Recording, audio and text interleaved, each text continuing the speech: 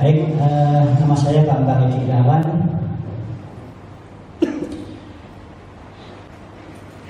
Alamat di Jalan Mayang nomor 18, daerah Amprong masuk. Saya kata ambil masjid Panglima Sudirman dengan Solo itu. Anak 3 laki-laki semua. Saya di PDM di pimpinan daerah Muhammadiyah Kota Malang sebagai sekretaris Majelis Taklim PDM Kota Malang sejak kurang lebih 10 tahun yang lalu. Bapak Ibu sekalian yang dirahmati Allah, pada kesempatan ini saya di Malang dihubungi Ustaz Ajam semangat untuk memberikan tausiah sampai kurang lebih 45 menit. Pada kesempatan ini saya akan membawakan judul apa ini, kultum. Kalau kultum berarti kuliah 47 menit gitu ya. Judulnya adalah keutamaan ilmu. Kita akan sampaikan ilmu karena saya anggap sangat pentingnya ilmu. Bapak sekalian yang dirahmati Allah, ilmu yang di sini yang dimaksudkan adalah ilmu yang syar'i, yaitu ilmu yang akan menjadikan seorang mukallaf, artinya dewasa dan sehat rohaninya.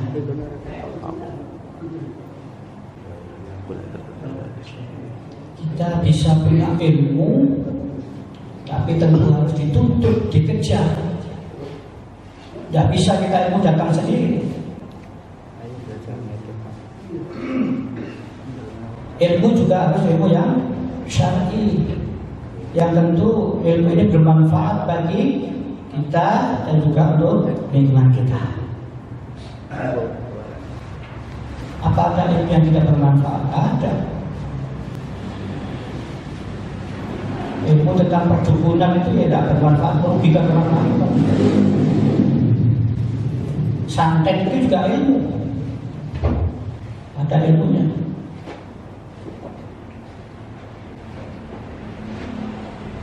Karena di situ juga diajarkan tentang teknik-teknik untuk merusak orang lain.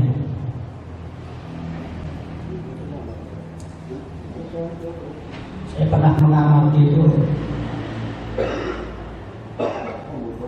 ada orang untuk menarik wanita, itu ilmunya tes putih, tumet tes banyu putih, tes abang, tumet tes banyu abang, anjing-anjingmu foto putih, wong tuamu asio karo aku, ojo mari jabang bajine si fulanah ora asih karo aku, asih kersane Gusti Allah, Gusti Allah.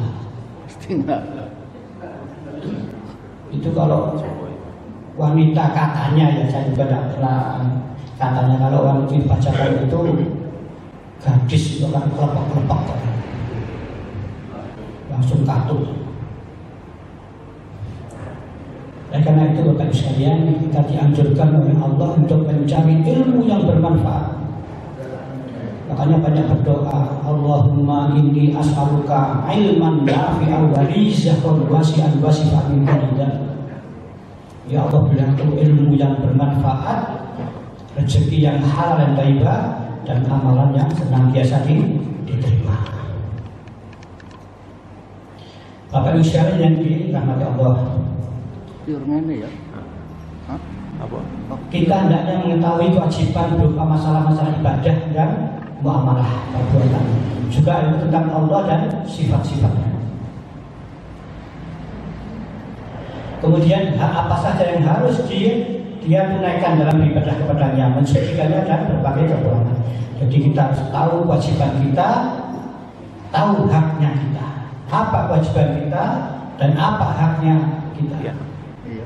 Haknya Allah adalah disembah dan kewajiban kita adalah menyembah. kurang. Kemudian terdapat banyak dalil kitab Allah dan sunnah Rasulnya terkait dengan keutamaan ilmu.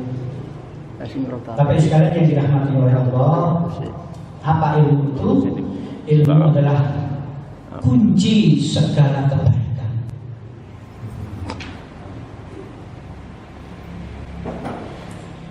Bapak sekalian yang dirahmati Allah, ada 34 ayat yang terkait dengan ilmu. Terkait dengan ilmu di dalam Al-Quran, silahkan nanti kalau Bapak Ibu mau punya indeks Al-Quran, ya itu bisa dibuka. Ada 34 ayat yang terkait dengan ilmu. Ini saking pentingnya ilmu supaya dipelajari belajar. Makanya kata-kata yang pertama, ayat yang turun pertama adalah Iqra. Bismillahirrahmanirrahim. Khalaqal insana min 'alaq. Iqra wa rabbukal akram alladzi 'allama dan seterusnya. Iqra, baca. Kita hendaknya senantiasa membaca, terus membaca. Jangan ada waktu untuk tidak membaca.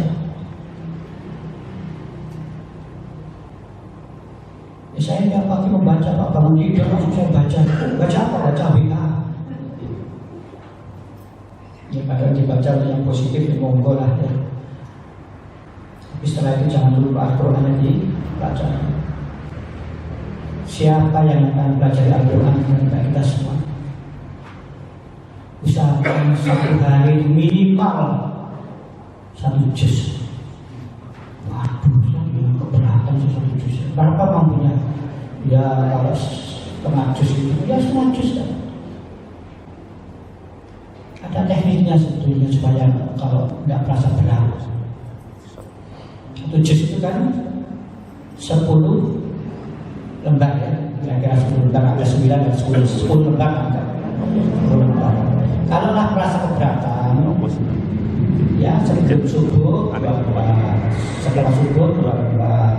Udah, usah ngaji lagi. Sebelum duhur 2 lembar, setelah duhur 2 lembar, asar 2 lembar, setelah asar maghrib 2 lembar. 5 waktu nih, 2 lembar kali 5 waktu berarti 10 lembar. 10 lembar ke khatam 1 juz. Waduh, saya berat kalau gitu. Yang berat gimana? Kalau sebelum subuh saya sudah bangun, oh baik ngaji sebelum subuh atau setelah subuh. Syukur-syukur setengah juz, nanti duha tambah seperempat juz, ya. Kalau duha sambil membaca. Kalau di Mekah itu banyak yang sambil ngaji, sambil bawa Quran. Kemudian Bapak sekalian, nanti setelah itu setelah maghrib seperempat juz sudah. Kalau sudah ditingkatkan dengan membaca terjemahannya. Kalau sudah lagi ditambah lagi dengan tafsirnya. Kalau sudah tafsirnya ditambah dengan menghafal Al-Quran. Bahwa itu sampai kita mati tidak ada habisnya. Itulah hebatnya Islam ini.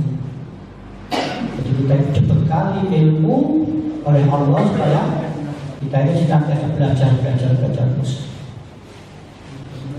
Imam Ahmad mengatakan manusia lebih memerlukan ilmu daripada makanan dan minuman, karena makanan dan minuman hanya dibutuhkan 2 atau 3 kali sehari. Tapi kalau ilmu dibutuhkan setiap saat, mulai bangun tidur sampai tidur lagi itu kita menggunakan ilmu. Bangun tidur ada doanya alhamdulillahilladzi ahyana ba'da ma masuk kamar mandi ada doanya Allahumma inni a'udzubika min al-khubuthi wal khaba'ith, keluar ada doanya. Kemudian setelah itu sholat juga berdoa, sholat subuh juga berdoa, keluar rumah berdoa, masuk ke dalam rumah berdoa, bekerja mau berdoa, mau pakai baju berdoa. Semua dari tolong ini dihafal. Waduh Pak, saya sudah tua Pak, sudah ngapalkan. Siapa yang akan mengajarkan? Jangan berpikir negatif ya, karena pikiran negatif akan merusak pikiran kita. Saya sudah tua, tulang-tulang saya sudah rapuh dan lain sebagainya, mata saya sudah buram, telinga saya sudah mulai budek dan sebagainya. Ini alasan-alasan untuk pembenaran kita, tapi harus kita pacu, kita semangati supaya kita tetap survive. Tanamkan dalam jiwa kita bahwa saya masih kuat. Ada orang itu kalau diajak rekreasi ke sunan-sunan itu kuat, tapi kalau diajak masjid depan rumah itu udah kuat. Sholat subuhnya rasa-rasa. Di sini insya Allah tidak ada ya. Insya Allah di sini sholat subuhnya penuh ya. Jadi patokannya itu adalah sholat subuh. Kalau sholat subuhnya baik, insya Allah, maka yang lainnya insya Allah baik. Makanya kalau jadwal itu nggak usah jauh-jauh. Lihat subuhnya, sholat subuhnya gimana? Jamaah di masjid. Wah, berarti dia itu orang yang alim. Tapi kalau sholat subuhnya udah jam 5:30 baru sholat ya, berarti yang lainnya juga. Kata Umar, kalau kamu ingin lihat seseorang, lihatlah siapa temannya. Kalau temannya orang-orang yang alim, oh ya berarti orang yang baik, orang yang alim. Tapi kalau temannya itu adalah lapora, bajingan tengi misalnya, ya dia tidak jauh dari itu. Bapak sekalian yang dirahmati Allah, ada beberapa keutamaan sholat, ilmu. Yang pertama, orang Islam wajib hukumnya menuntut ilmu. Wajib, pakai kol-kolan, wajib. Jangan ada alasan untuk tidak menuntut ilmu. Jangan ada alasan saya sudah tua terus menuntut ilmu baru sampai mati. Rasulullah menyampaikan, talabul ilmi fariidatun ala kulli muslim. Menuntut ilmu itu hukumnya wajib bagi setiap muslim, wajib. Hadis riwayat Ibnu Majah nomor 224. Kemudian yang kedua adalah ilmu menyebabkan dimudahkannya jalan menuju ke surga. Man salaka tariqan yaltamisu bihi ilma sahhalallahu lahu bihi tariqan ila jannati. Barang siapa yang menelusuri jalan untuk mencari ilmu padanya, Allah akan mudahkan dia untuk masuk dalam jalan menuju ke surga. Akan diberikan kemudahan untuk ke surga, tapi harus menuntut ilmu. Ilmu itu dicari, bukan kita mendatangkan guru. Kalau mencari ilmu, guru les bukan datang ke rumah kita, tapi kita yang datang ke rumah guru. Adabnya itu begitu. Ini sesuai dengan hadis riwayat Muslim dari Abu Hurairah radhiyallahu anhu. Kemudian Bapak sekalian yang dirahmati Allah, yang ketiga adalah orang yang paling takut kepada Allah adalah orang yang berilmu. Innama yakhshallahu min ibadihil ulama. Orang yang takut kepada Allah itu adalah orang yang berilmu. Orang yang tidak takut kepada Allah, yang tidak punya ilmu, itu berani sekali kepada Allah. Karena apa? Karena dia tidak punya ilmu. Dia berani menantang Allah, bahkan menganggap dirinya Tuhan seperti Fir'aun itu. Ini terdapat dalam Al-Quran surat Al-Fatir ayat 28. Tapi sekalian yang dirahmati Allah, yang keempat, Allah memuliakan orang yang beriman dan berilmu. Yarfa'illahu alladhina amanu minkum walladhina utul ilma darajat wallahu bima ta'maluna khabir. Allah akan meninggikan orang-orang yang beriman dan berilmu pengetahuan, beberapa derajat. Ditinggikan orang yang beriman dan berilmu pengetahuan. Beberapa derajat dinaikkan derajatnya. Wallahu bima ta'maluna khabir, dan Allah mengetahui apa saja yang kalian kerjakan. Apa yang kita kerjakan itu walaupun disembunyikan di dalam hati, itu Allah tetap tahu. Dilahirkan juga Allah tahu. Makanya sebagai patokan ya, surat yang ke-58 sudah jadilah ayat 11 ini, ditinggikan ilmu ini oleh Allah, kemudian diangkatnya oleh yang beriman. Contohnya ya, gampangnya begini, orang yang beriman, kita ambil contoh yang paling ekstrim aja ya. Misalnya Pak Ustadz atau Kiai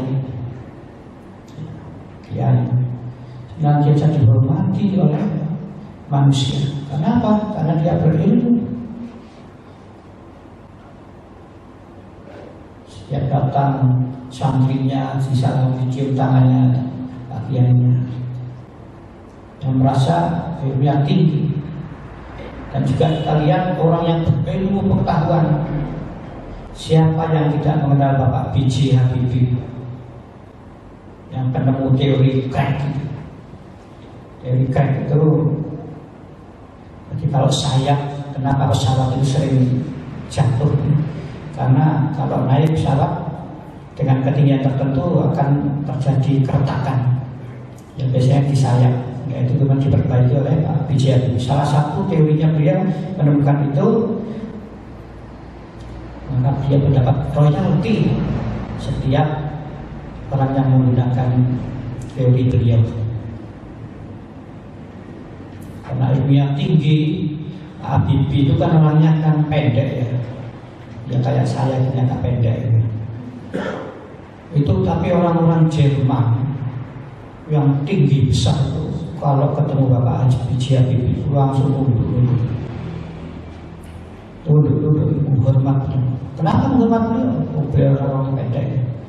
Ya karena ilmu beliau yang tinggi, dihormati oleh orang-orang Barat yang mencintai ilmu. Bapak sekalian yang dirahmati Allah. Yang kelima, keberuntungan orang yang mengajarkan ilmu. Di dalam hadis riwayat Muslim nomor 1893, Rasulullah SAW menyampaikan hadis, man dalla ala khairin falahu mithlu ajrin fa'ilihi. Barang siapa yang menunjuki kepada kebaikan, maka dia akan mendapatkan pahala seperti pahala orang yang mengerjakannya. Jadi kalau Bapak Ibu sekalian mengajarkan satu ilmu A, kemudian ilmu tadi itu diajarkan, setelah diajarkan, kemudian yang menerima itu mengajarkan lagi pada anaknya, anaknya mengajarkan lagi kepada cucunya, cucunya mengajarkan lagi kepada cicitnya. Selama ilmu itu digunakan, maka Bapak akan memperoleh pahala yang demikian banyaknya, mulai dari anaknya, dari cucunya, dari cicitnya, dan seterusnya. Di hadis ini sahih, ya, hadis Muslim, hadis yang sahih. Kemudian yang ke-6, ilmu adalah warisan para nabi. Rasulullah SAW bersabda, al-ulama'u warasatul anbiya'i wa innal anbiya'a lam yuwarrisu dinaran wala dirhaman walakin warrasul ilma faman akhadahu akhada bihaddin wafirin. Rasul menyampaikan para ulama adalah pewaris para nabi. Jadi nabi itu menurunkan ilmunya kepada para sahabatnya. Kemudian kata Rasul, sesungguhnya para nabi tidak mewariskan dinar ataupun dirham, tetapi mewariskan ilmu. Tetapi maka dari itu barang siapa yang mengambilnya, ia telah mengambil bagian yang cukup. Hadis riwayat Abu Dawud, At-Tirmidzi dan Ibnu Majah. Karena Nabi itu tidak memberikan uang kepada kita, tapi memberikan ilmu agar kita menjadi orang yang pintar, yang cerdas. Kemudian yang ketujuh, beda orang pintar dengan orang bodoh. Jauh sekali. Dalam surat Az-Zumar ayat 9 Allah menyampaikan, "Qul hal yastawil ladzina ya'lamuna wal ladzina la ya'lamuna innama yatadzakkaru ulul albab." Katakanlah ya Muhammad, apakah sama orang-orang yang berilmu yang mengetahui dengan orang-orang yang tidak mengetahui? Sesungguhnya hanya orang-orang berakallah yang dapat menerima pelajaran. Para ulama menyampaikan beda orang yang punya ilmu dengan orang yang tidak punya ilmu. Bedanya itu seperti bumi dengan langit. Bedanya itu seperti orang yang buta dengan orang yang melek. Bedanya adalah seperti siang dengan malam. Coba lah, bumi dengan langit. Bumi ini kan cuma setitik gini ya, satu gitu. Sedangkan langit luas sekali. Tidak ada titiknya, tidak ada batasnya. Begitu juga dengan orang yang buta dengan orang yang melek. Apa-apa kalau melek kan bisa melihat ada warnanya ungu, ada yang warna hijau, putih, hitam dan sebagainya. Tapi orang buta semuanya serba hitam. Apa yang dilihat? Tidak bisa melihat warna-warni. Oleh karena itu kita wajib bersyukur kepada Allah atas semua karunia itu. La in syakartum la azidannakum wa la in kafartum inna adzabi lasyadid. Bersyukurlah kamu kepadaku, berterima kasihlah kamu kepadaku, maka aku akan tambah nikmat yang telah aku berikan. Tetapi jika kamu kufur, tidak mau berterima kasih kepadaku, maka ingatlah bahwa siksaku sangat pedih. Yang kedelapan, ilmu akan kekal dan akan bermanfaat bagi pemiliknya walaupun dia telah meninggal. Rasulullah SAW bersabda, "Idza matal insanun qata'a amaluhu illa min salasin." Jika seseorang manusia meninggal dunia, maka terputuslah amalnya kecuali 3 perkara. Apa itu? Sedekah jariyah. Sedekah jariyah. Au ilmin yuntafa'u bih. Ilmu yang bermanfaat. Yang ketiga, au waladin sholihin yad'ula, yaitu anak yang soleh yang mendoakan kedua orang tuanya. Hadis riwayat Muslim. Jadi kalau menurut hadis ini, kalau orang sudah meninggal dunia sudah putus, tidak boleh dirasani karena dia sudah selesai tugasnya di dunia. Kita boleh hanya mengenang kebaikannya sebagai contoh teladan kita untuk ke depan. Kejelekannya, aibnya ditutup rapat-rapat. Apalagi yang bagiannya memandikan, itu orang memandikan jenazah itu pahalanya besar sekali. Apalagi kalau dia tahu aibnya si jenazah itu, kemudian dia menutupnya, luar biasa. Saya punya teman, dia itu teman di Majelis Taklim. Beliau itu sebagai orang yang petugas memandikan jenazah. Kalau pas duduk-duduk saya tanya, karena dia sudah puluhan tahun memandikan jenazah. Saya tanya, "Ustaz, jenengan tahu ya? Apakah jenengan tahu dimandikan. Oh, orang ini husnul khatimah. Oh, orang ini su'ul khatimah. Tahu ya? Tahu. Ya, kok tahu? Ya kaget juga loh. Kok tahu? Ya kelihatan lagi. Kelihatan bagaimana? Dari mimiknya, dari fisiknya kelihatan. Ada orang yang dimandikan, saya mandikan. Saya belum kasih minyak wangi, itu sudah baunya kemana?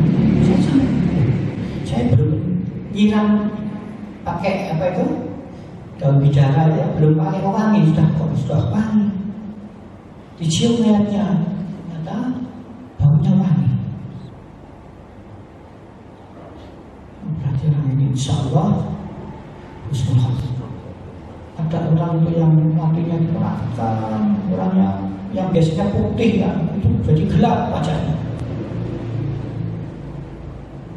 Ini orang ini husnul khatimah.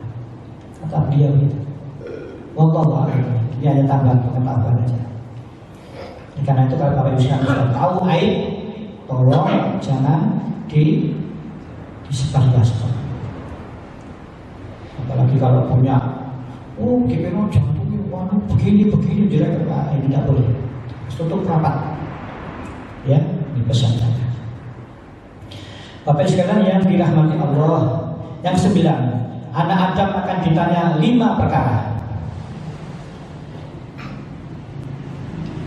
Rasulullah SAW menyampaikan, tidak akan bergeser kedua kaki anak Adam pada hari kiamat dari sisi rohnya, dari sisi Tuhannya, kecuali sampai dia ditanya 5 perkara. Yang pertama,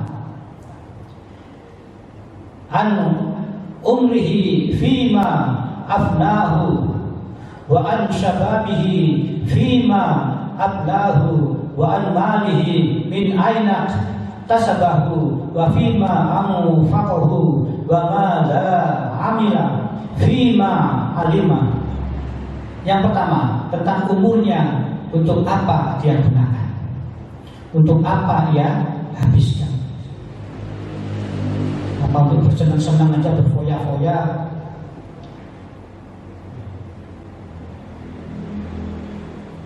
kaya, muda, foya-foya, tua, kaya raya, mati, masuk surga. Ini semboyannya salah satu hotel dulu di Kota Malang. Jadi waktu muda, foya-foya, tua, Anda mau masuk neraka nggak usah lama-lama, beli minuman keras mabuk-mabukan.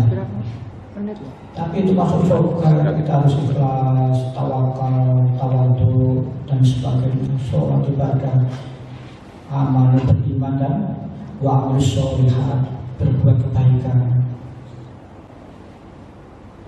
Kemudian yang kedua, tentang masa mudanya, itu apa ya gunakan. Itu sambut kalau ada anak muda yang rajin ke masjid, kemudian dia ada imami, kemudian dia bersihkan masjid, berjihad fisabilillah, luar biasa.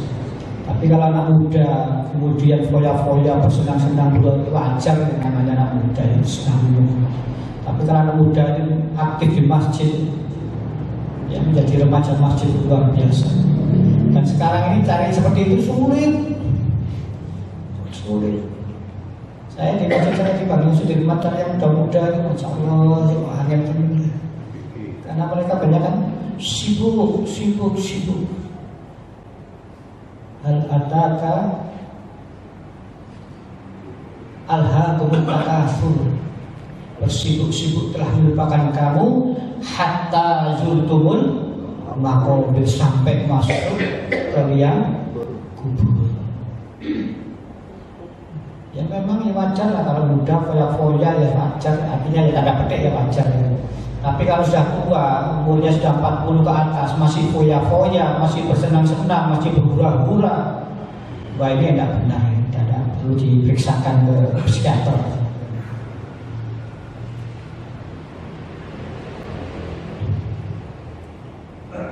Baik, saya lanjutkan, saya percepat aja. Nah, nanti setelahnya ada Pak Dokter yang akan isi. Kemudian tentang hartanya, dari mana ia peroleh dan kemana ia belanjakan. Harta yang kita peroleh dari harta yang halal dan thayyibah, kemudian kita belanjakan juga untuk kemasyarakatan umat juga. Saya pesan kepada ibu sekalian, kalau belanja, upayakan kepada saudara-saudara kita sendiri. Jangan belanja itu ke tempat-tempat yang jauh, nanti dikirim ke Jakarta sana. Saya yakin ibu sudah paham nih. Ada saudara kita yang sesama muslim, ya sama jamaah, sama orang Muhammadiyahnya, ya dibelanjakan. Oh, tapi ya Ustaz, mahal di situ. Selisih berapa? Selisih 1.000 gitu. 1.000 aja sudah apa lah, selisih 1.000 disedekahkan. Biar perputaran uangnya. Mungkin untuk belanja anaknya, mungkin untuk biaya SPP anaknya dan sebagainya. Di sana selisihnya 400 rupiah, 400 rupiah aja tidak apa-apa lah. Tidak kok. Karena apa Bu? Uang yang diperoleh ini akan dipertanggungjawabkan, dibelanjakan kemana juga dipertanyakan oleh Allah. Ini yang beratnya dibelanjakannya. Kalau kita minta yang gampang aja, yang gampang aja di supermarket semua lebih cepat, murah dan sebagainya. Tapi saudara kita, siapa yang membeli? Kalau tidak kita sendiri. Ini dari kita, Bapak juga mengingatkan Bu, perjuangan kini Bu juga usahakan Bu, anggap dulu adalah sedekah 1.000 rupiah, tidak apa-apa. Oke, itu pesan saya kepada Ibu khususnya.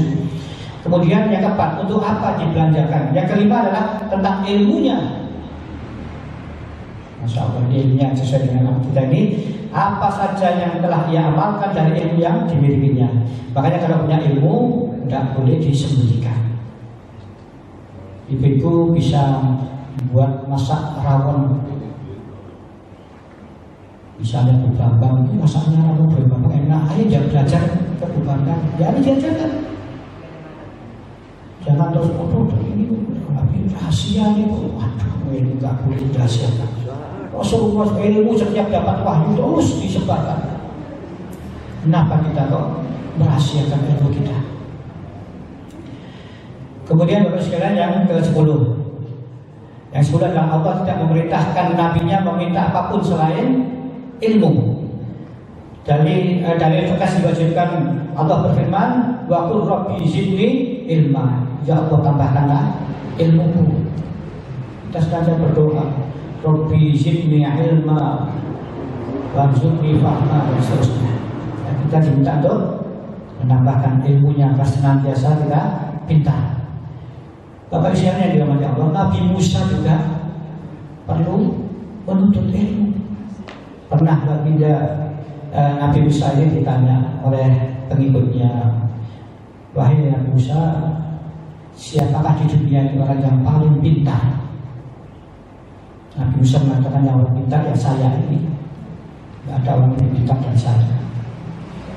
Kemudian ditegur oleh Allah kalau ada orang yang lebih punya ilmu daripada Nabi Musa. Musa penasaran, ya Allah siapa yang mau kutunjukkan, ya Allah siapa orang itu, saya akan menuntut ilmu padanya. Kemudian tunjukkan bahwa orang yang ilmunya lebih itu adalah Nabi Khidir. Akhirnya Nabi Musa mencari Nabi Khidir. Ya Allah temukan aku dengan Nabi Khidir. Ya kamu akan berjalanlah kamu di sini. Nanti kamu akan ketemu Nabi Khidir. Silahkan nanti dibuka surat Kahfi ayat 66. Qala lahu Musa hal attabi'uka ala an tu'allimani mimma 'allimta rusyda. Musa berkata kepada Khidir, bolehkah aku mengikutimu supaya kamu mengajarkan kepadaku ilmu yang benar di antara ilmu-ilmu yang telah diajarkan kepadamu? Jadi ini kan tolong aku ajar ilmu. Aku tak mengikuti kamu di mana saja, saya akan menuntut. Kamu nanti gak akan bisa nggak bisa apa itu namanya, kaisar ikuti saya. Misalnya saya akan ikut apapun yang terjadi, saya akan ikut. Ya setelah itu beliau ikut terus. Kemudian ada apa itu perahunya dirusak, ada anak yatimnya ada anak kecilnya dibunuh, kemudian ada rumah tahu-tahu disuruh bangun. Jadi terus ditanyakan oleh, kenapa kok kapal kok dirusak? Dolim kamu ini. Nah, saya sudah diberitahu, suka kadang dirampas, makanya itu sebelum dirampas saya rusak. Nah, kamu kok membunuh anak kecil itu? Anak kecil tidak salah kalau membunuh. Ya besok anak kecil akan berani kalau orang tuanya dibunuh, sebelum bunuh orang tua saya bunuh dulu. Dan itu kamu bangun rumah yang tinggi. Iya, bangun rumah itu karena di dalamnya ada emasnya dan seterusnya. Jadi Nabi Musa menuntut ilmu, apalagi kita. Habis sebabnya ya.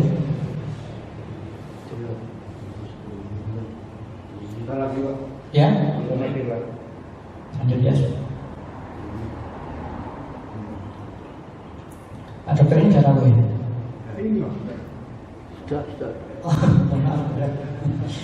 Baik, saya lanjutkan. Sampai-sampai Albert Einstein itu yang penemu teori relativitas menyampaikan ilmu tanpa agama itu buta, agama tanpa ilmu lumpuh. Punya agama tapi tidak dikerjakan apa-apa, lumpuh. Punya ilmu tapi dia tidak beragama, buta. Beliau ini kecewa karena ilmu yang dia peroleh itu digunakan oleh Amerika Serikat untuk membuat bom atom, kemudian dilemparkan, diturunkan, diledakkan di Hiroshima dan Nagasaki. Ini yang beliau akhirnya kecewa. Baik, sekarang lanjutkan yang 13. Ilmu adalah pemimpin amal. Al ilmu imamul amali wal amalu tabi'uhu. Ilmu adalah pemimpin amal dan amal itu berada di belakang setelah adanya ilmu. Jadi Bapak sekalian, ilmu dikuasai dulu, baru beramal, baru berbuat. Jangan beraksi dulu tapi tidak punya ilmu. Ibarat orang maju perang itu, wis pokoknya maju aja, pokoknya baki aja. Ya, jadi Korea di luar itu sebelum perang menyusun strategi dulu. Ya, beliau itu Korea di luar itu adalah komandan perang yang tidak pernah kalah dalam peperangan. Sampai akhirnya sama Umar itu dipecat jadi komandan panglima perang. Sampai dia kaget waktu perang disuruh ditarik mundur, diganti wakilnya. Dia kaget, apa salah saya? Enggak, kamu nggak salah. Terus saya dipecat. Kalau kamu terus nanti jadi panglima perang yang terus menang, maka pasukanmu akan menjadi sombong. Maka saya tarik kamu, akhirnya menjadi prajurit biasa. Tapi sekalian karena waktunya habis, mohon maaf, nanti gantian dengan Pak Dokter. Mudah-mudahan sedikit ini apa yang dapat sampaikan kepada kita semua. Mudah-mudahan Allah senantiasa memberikan rahmatnya, bimbingannya kepada kita semua. Mudah-mudahan Bapak sekalian didapat senantiasa sehat, banyak rezeki, keluarganya tercipta keluarga yang sakinah, mawaddah warahmah.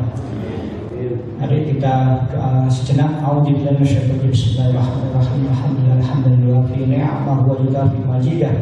Ya Rabbana lakal hamdu kama yanbaghi li jalali wajhika wa 'azimi sultanik. Allahumma shalli ala Muhammad wa ala alihi wa sahbihi ajma'in. Allahumma a'inna ala dzikrika wa syukrika wa husni ibadatik. Allahumma inni as'aluka 'ilman nafi'an wa rizqan thayyiban wa amalan mutaqabbalan. Rabbana hab lana min azwajina wa dhurriyyatina qurrata a'yun waj'alna lil muttaqina imama. Rabbi ighfir li wa liwalidayya warhamhum عنهما كما ربياني صغيرا ربنا ظلمنا أنفسنا وإن لم تغفر لنا وترحمنا لنكونن من الخاسرين ربنا آتنا في الدنيا حسنة وفي الآخرة حسنة وقنا عذاب النار سبحان ربك رب العزة عما يصفون والسلام على المرسلين والحمد لله رب العالمين سبحانك اللهم وبحمدك أشهد أن لا إله إلا أنت أستغفرك وأتوب إليك. Ada kurang lebih saya mohon maaf. Wassalamualaikum warahmatullahi wabarakatuh. Waalaikumsalam.